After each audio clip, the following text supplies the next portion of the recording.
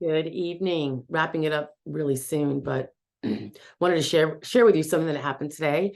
And it is just confirmation to me of the good practice of when you mail something important to the SSA, you do it certified mail, return receipt requested, which is something you can do from your local post office.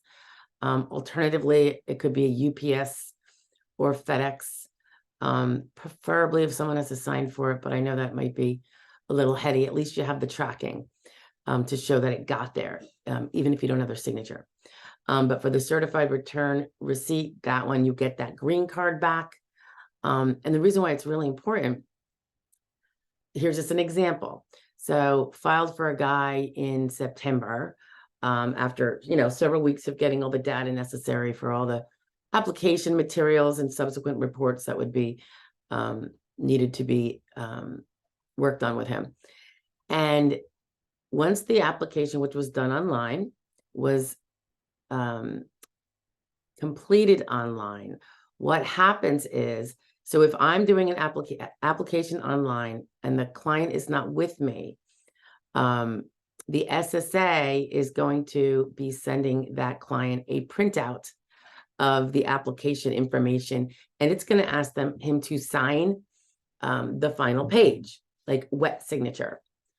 And if he has any changes that need to be made, there's any discrepancies, to make those changes and initial them. Okay, so that's standard for the situations where the person's not with me and we're doing it together. So, and it's very common. So you always have to keep an eye out for that printout. It's definitely if you have someone else do it and you're not there, involved in the actual, putting in the information, I suppose. But I don't know that you get them if that wasn't the case. So if you're filing online yourself and you identify yourself, I think they have you go into your ssa.gov file. If it is a third party, such as in the case when an attorney does it for you or a non-attorney rep, you get that print-up form. And as per our directions to our clients is always to do it, make a copy and send one to us in the portal. So upload a copy to us, or sometimes they fax it if they're not really yet confident with the uploading process. And take the original that's got your signature and maybe some initial spots where you changed. And there's usually a couple other forms in there that the SSA threw in, like the 827 medical authorization. That's like a HIPAA form where you're allowing them to order your records, which is very nice. It means you don't have to do it. And I think the 8240, maybe giving them other permission for something else. Anyway, all kind of standard things. So you can send those all in the same packet and send it certified mail, return receipt requested to the SSA at the address that they stated. So that's what this client did. And at the same time, I also sent the SSA all of the attorney client representation materials and confirmation of the online application. So, because remember, when the application is done online, they're still going to want his signature. So in their eyes, they have the information from what I put in, but they're not going to accept it and do anything with it until that claimant sends that wet signature. Okay. So in this case, now it's been, a few weeks, and, we don't really get a bug up our butt too quickly anymore because of the stagnant nature of what's going on at the field offices, understaffed, perhaps undertrained, whatever the case may be, they're having a real tough time. So we're not really on their case after a week or two. But certainly it used to be back in the day, they'd say, if you don't hear anything, check with us in 60 days. So 60 days still seems a little bit long, but we're getting there. Anyway, my guy just happened to check his SSA portal file, where there was a message apparently from September saying that they hadn't received his signed printout and they're not going to do anything with this application until they get it. Now, of course, if they don't have an application, they don't take recognition of me, despite having the 1696 and all those documents to get me on board.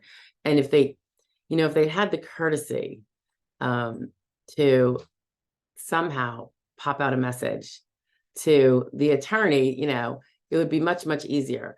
He forgot about his SSA file, I think, and just didn't know to go there. But anyway, And I think they send him a message when they're sending him something. So he probably got something in email that he ignored. But so now so it's funny because the certified mailing he did, and I have copies of the green cards he got back. He was very good about sending that up to me. And the reason why we keep them, and is the point of this whole share tonight, is that these green cards are going to prove that they received it back in September. So now his filing date will be no later than September. And I don't recall if he was a protective filing claimant of mine. I'd have to look. That would only be if we were breathing down time on 17 months, but I don't think that was the case. I think he's a lot more on top of it than that. So the proof that they got it, and hopefully letting a match under them, because their message is dated September 7th, but they didn't get the packet signed until like the 28th, because that's when he got it in. So I don't know if they lost it, or, which seems possible, or they're just not processing it and leaving that old September 7th notice about, we haven't received your signed thing, so we're not doing anything until we get it. Well, they did get it, and they still haven't done anything. So we resent a copy of his signed printout. So it's not really his wet signature, just a copy of his wet signature, because that's all we have, obviously, because they have his wet signature. And copies of the certified green cards, the original paperwork, which I'd already sent twice, because when things are slow, I do kind of repeat send the attorney papers to kind of light a match and get them to process them, because that's a whole nother step in the initial application. When you have an attorney, not only get your application processed, but your attorney connected to your application with you. And then while they're connected, they have to be connected in another way, which is to the Electronic Records Express system, which is how we can upload evidence fast and easy, and more cost-free, and download and see the last time an adjudicator looked at anything in there.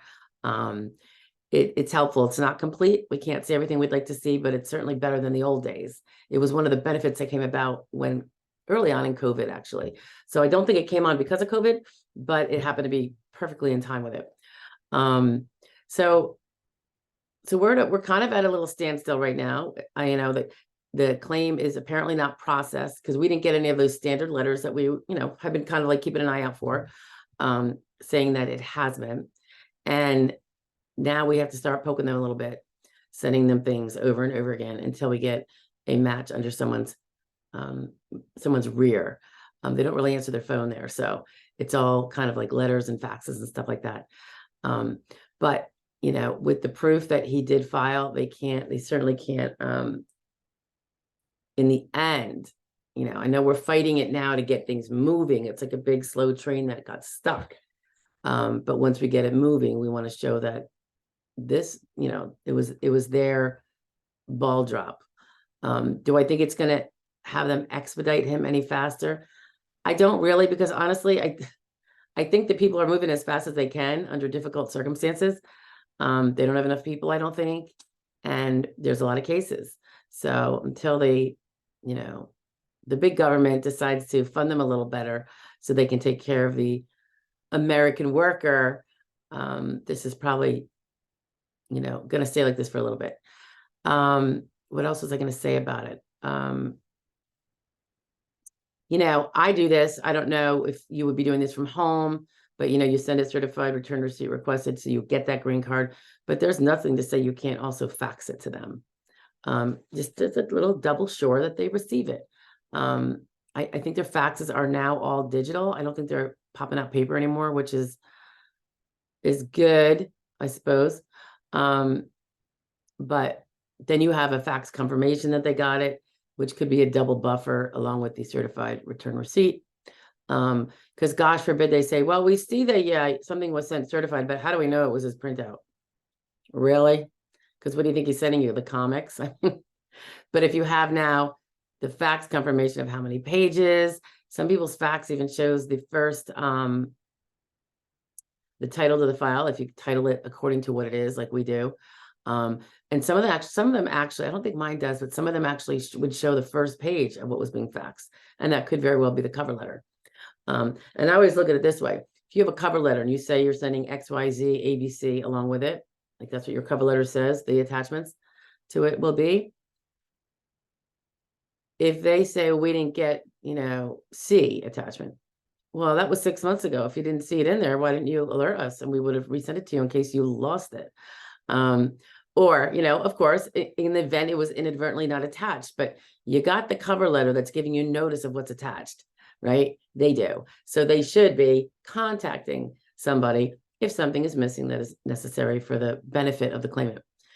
But we don't ever see that happen, ever. Okay, so just a little reminder, those important things you want to do: certified return receipt requested, or another way of tracking. I like that one because there's a signature. Sometimes there's even the SSA stamp on it. UPS would only be a signature if you paid extra for the signature. Although the tracking numbers, I've never seen that be a problem either. So, alrighty, have a great night, guys. Bye.